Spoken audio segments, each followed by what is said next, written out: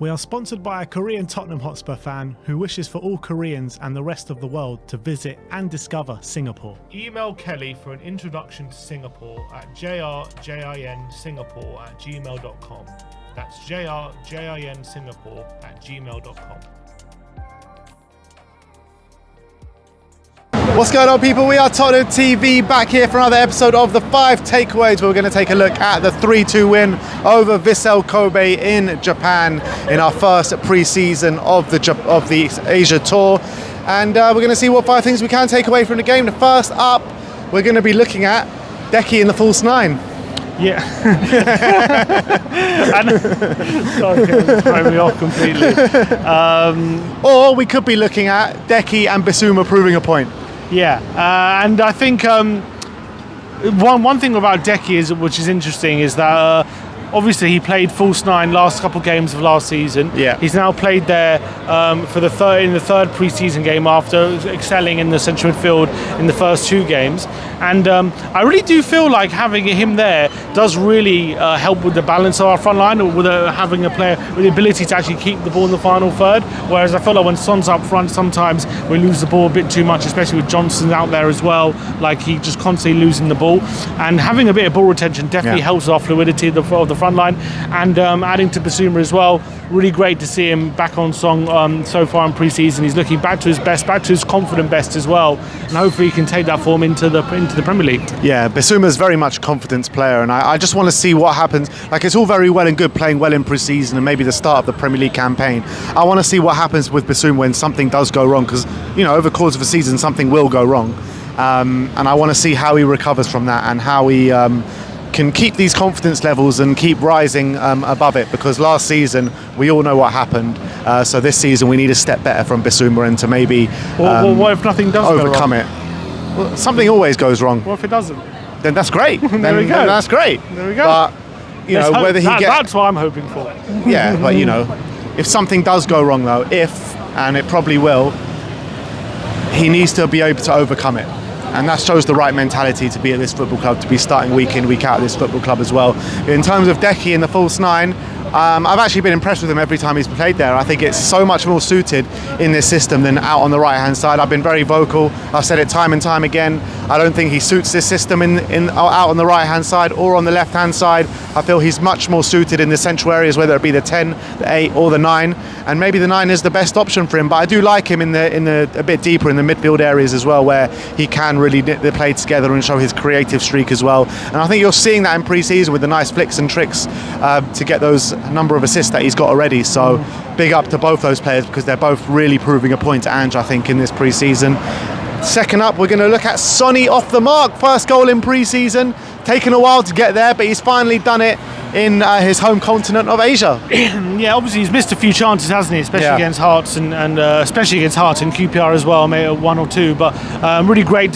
Maybe it did need a kind of position change to get him off the mark with that arriving in the back post, which we saw him score that goal so many times in the open training. He's got that run down pat. He knows exactly where to be as soon as Brendan Johnson picks up that ball in the position. I have to say he did look a lot more comfortable on the left-hand side in the specific game. I do think there are some games he's going to be suited to different positions. He was asked about what his favourite position is after the game, and he said wherever the manager wants me, that's my favourite position, which is classic Sonny. But good to get him off the mark. Yeah, and I've heard a few murmurings from fans being like, what's happening to Sonny? Where's his finishing gone in pre-season? He's had so many chances, can't put the ball in the back of the net. I was never worried. Form is temporary, class is permanent, and I think Sonny has shown that time and time again. What a footballer, what a captain, what a man. And it was just a matter of time before he put the ball in the back of the net, and I'm pretty sure he's going to do that against the K-League team in a couple of days' time. Let's move on to number 3, and that is dazzling Donley, and I felt like it was his best performance in pre-season as of yet.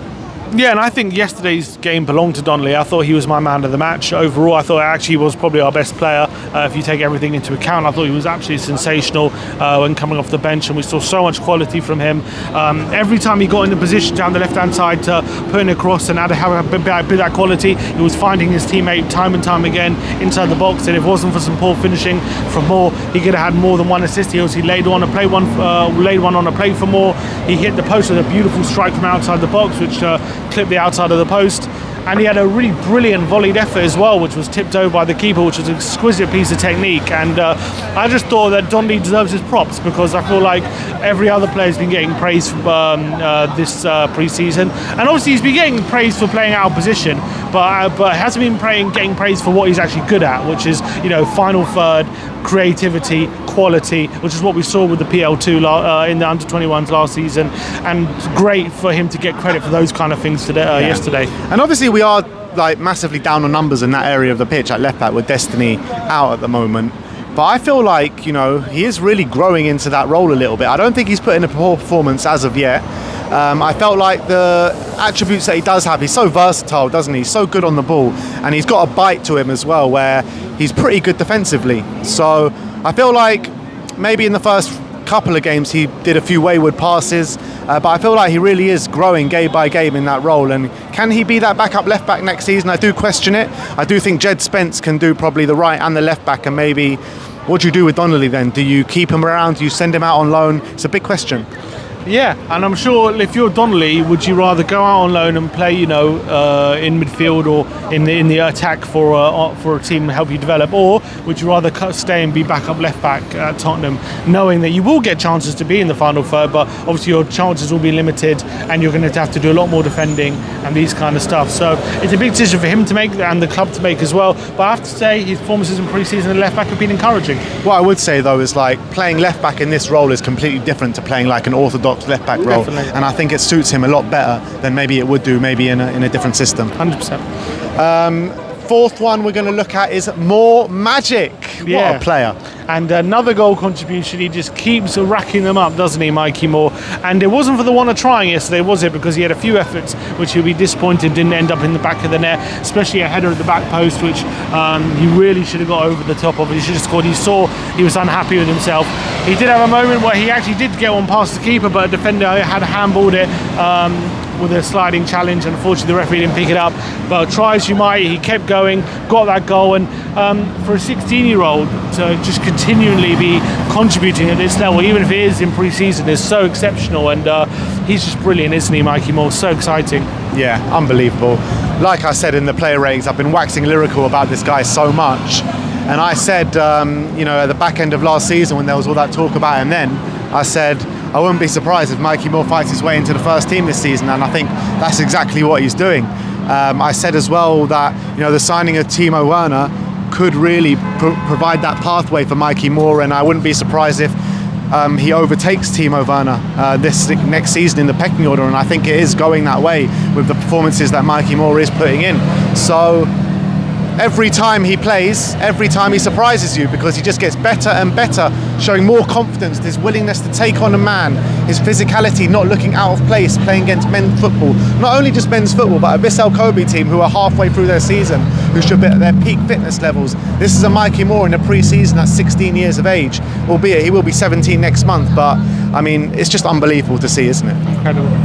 And last but not least, fifth and final takeaway, and that is the fans out in Japan stealing the show yesterday, and I was absolutely privileged to be part of that yesterday. Yeah, well, you can open it, because you spent more time with the fans than I did. Yeah, it was just incredible. It was incredible. I mean, the fans out in Japan have so much passion. They know every single word to every single song. They showed me so much love from the second I went down there. And I just had such a good time. It was funny because I go down there, I go down to the bottom while you guys were still at the top, right? And this guy comes up to me and he goes, "Oh, Ben from WeAreTottenhamTV." And he's looking like a bit upset with me. So I was like, "What's wrong?" He goes, "Why did you say Matthew Craig has no future at this football club?" I was like, whoa, what are you on about? He's like, "Well, Matthew, these guys love the academy players so much. This guy had Sun Sok Bell on the back of his new shirt." I was like, wow, this is just incredible. And at half time, I went down to get a drink and I got completely mobbed by the fans singing the songs. I don't know if you've seen it in the vlog, but every single one of the fans in this section that we were sitting in and the next block along were just in full voice the whole game. And I tell you what, some of the atmosphere that we had last night was better than a lot of the games that we had at the Tottenham Hotspur Stadium yesterday. Honestly, if every game, all the Tottenham fans in the Tottenham Hotspur Stadium showed the passion that we saw from those two stands, so those two blocks in the stadium last night, then the stadium would be rocking every single game. It was absolutely sensational. I have to give them so much credit. The passion they showed. Clearly, it was a big moment to, see Tottenham back in Japan for the first time since the 70s. It's an incredible moment for them, and they literally didn't let 1 minute waste. And incredible fans. Sorry, incredible fans, incredible atmosphere, and they really made it an occasion. Yeah, absolutely. And once again, it was just incredible to be a part of it. So thank you, Japan, for welcoming us with open arms. Let's hope Korea can go one step better, though, in the next 2 games, because a lot of fanfare in Korea because of Heung-min Son or Song Heung-min. Let's see what happens in the next couple of games here. But it's a pleasure to be out here in Korea. It was a pleasure to be out in Japan only, yesterday. It feels like ages ago now, but it was only yesterday. But that is our 5 takeaways. Let us know your thoughts in the comment section below. Like, subscribe and comment. And as always, come on you Spurs.